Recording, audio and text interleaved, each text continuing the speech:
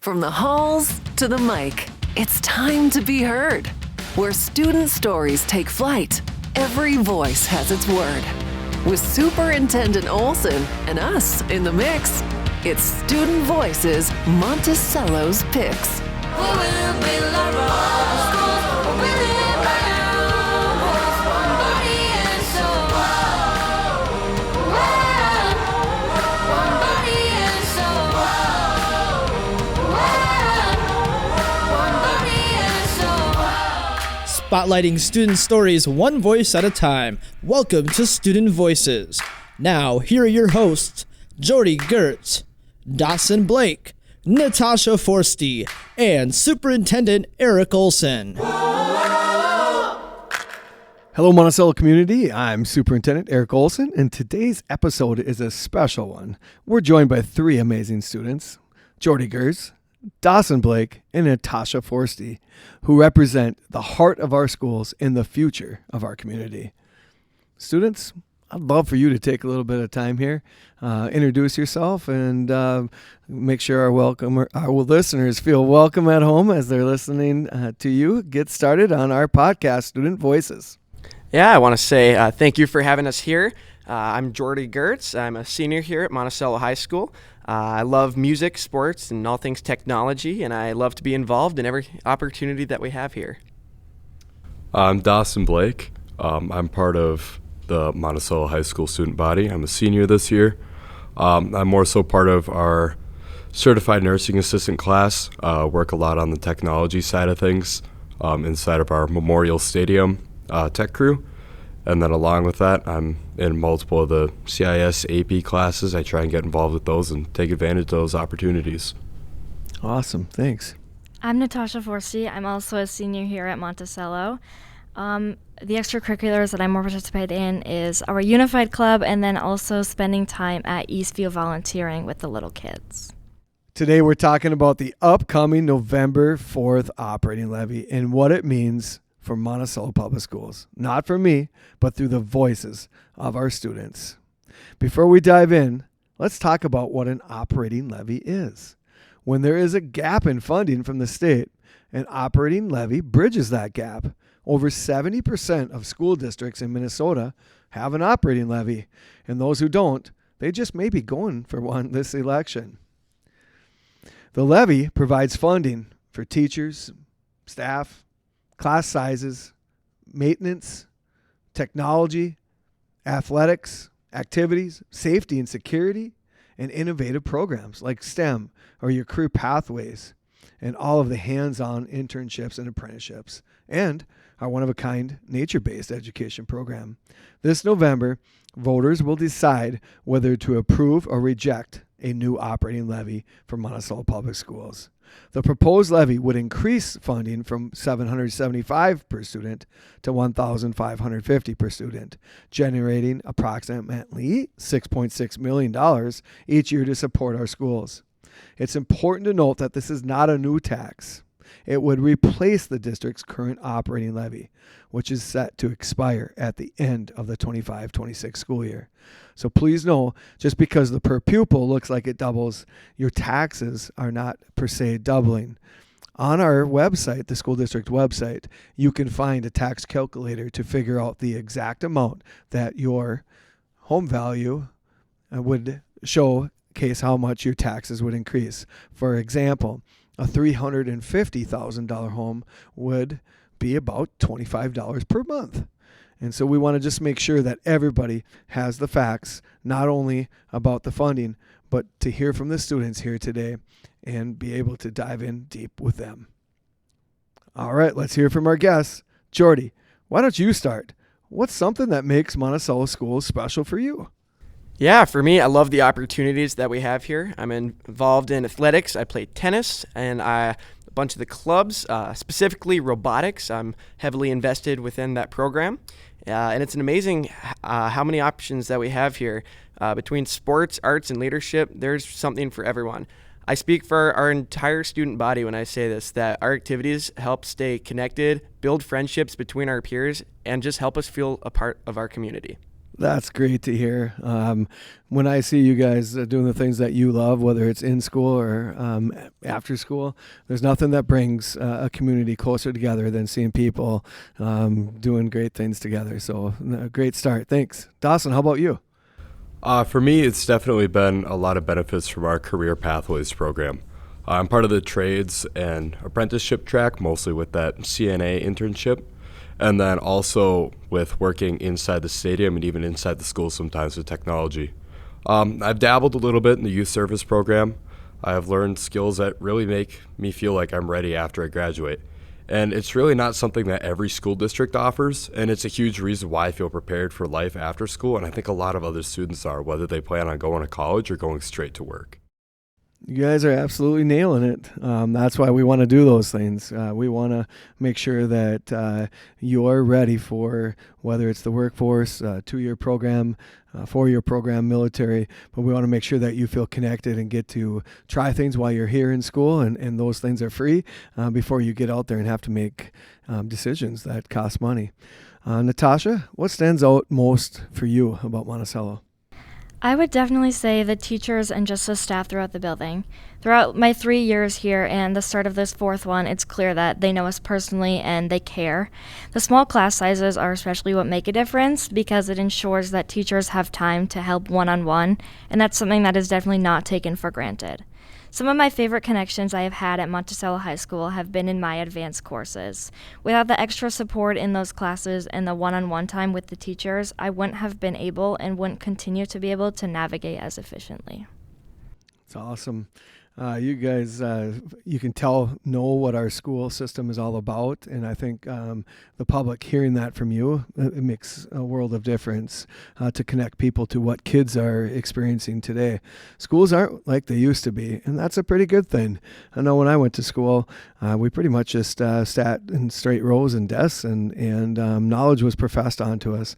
Now we know it's way more about engagement, and all the different things that you guys are involved in is incredible and very engaging.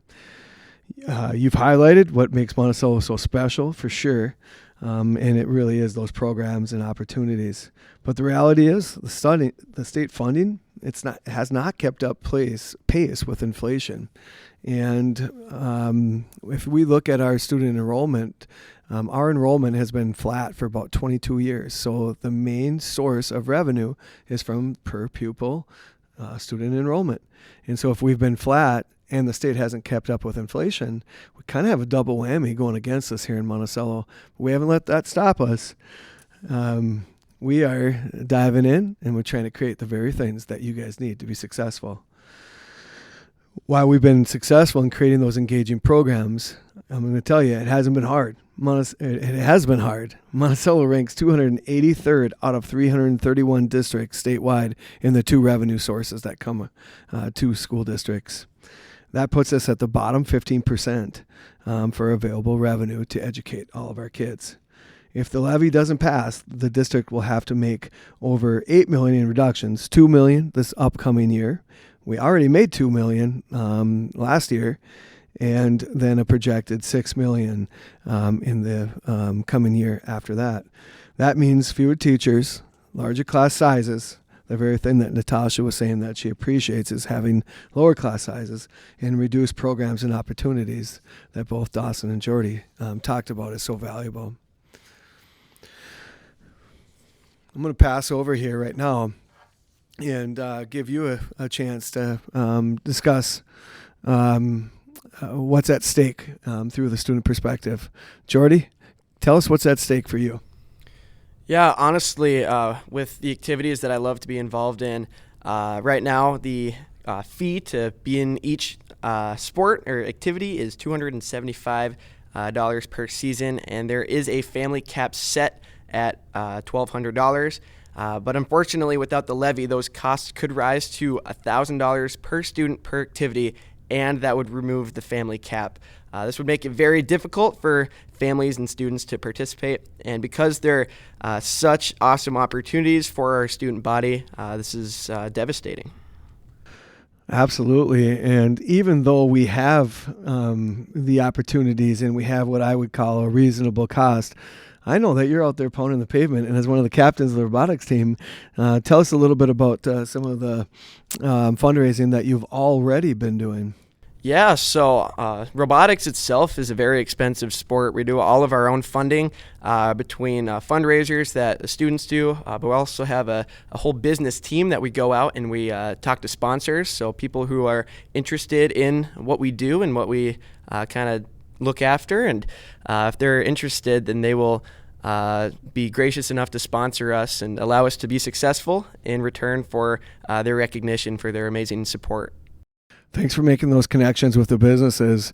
And then I just think if every business had every activity and every program that we do, and we had the students all coming to ask for that support, what would this community look like? And I would be worried about that, and wondering, if any of you have any thoughts on what that might look like if everybody from every activity that now would need to be funded differently, students and programs were going out to the community. Dawson, from your perspective in career pathways, what's the impact if we were to cut the numbers that we just spoke about? Well, plain and simple, if we lose funding, then we lose teachers and mentors who run these programs. The career, the tech classes, they depend on that support, whether it's for the materials, those certifications, or even partnerships. We have multiple partnerships with multiple colleges. The one I'm in right now is with Anoka Ramsey. There's an awesome, incredible instructor that comes down, teaches at Monticello, and very just hands-on, good education. I believe that's necessary if I were to go into just about any career. So I think that without these, opportunities just disappear. It's sad, and that affects how we're ready for our futures as the next upcoming generation. Yeah, that's a huge point, Dawson. And just hearing your voice, it does make me worried that people haven't really taken the time to understand that just 8 years ago, when my first year as superintendent, it would be very unheard of for somebody to have enough college credits to have their AA degree and graduate at the high school at the same time. Now, it's about 6 to 8 per year, and those who don't have their AA and are on a college-bound track or a 2-year vocational school track, some of those have 30 credits that they're applying towards their future, where you're not having to pay for it yourself. So I appreciate you understanding those experiences that we've given students, and it really is a huge benefit to our families too. Thanks for that recognition. Natasha, you mentioned class sizes earlier. What's your take on that, and what would it mean to you to have higher class sizes? I'm just thinking of if our classes got bigger, imagining 35 to 40 students being the norm in a class. It'd be a lot harder to ask questions or get help from the teacher. Teachers are stretched thin, and we already know that they have so much to do in their day. And the students, which we've heard about many activities that students are involved in, it would be even easier for them to fall behind and keeping up with their busy schedule. The smaller class sizes that we currently have aren't just a luxury, they're what make learning personal and effective. Pretty excited for our time together this year. You guys are all 3 school board reps. And just listening to you talk, you are such highly intelligent and motivated people that I'm in awe of your expertise in this funding of schools matter. And I want to thank you for sharing about your experiences so openly today. What I hear from each of you and from so many students and families is that Monticello isn't just a school district, it's a system of support that helps every student find their path. Our community has built something special, every kid, every day, and the November 4th Levy vote will determine how we continue that work together.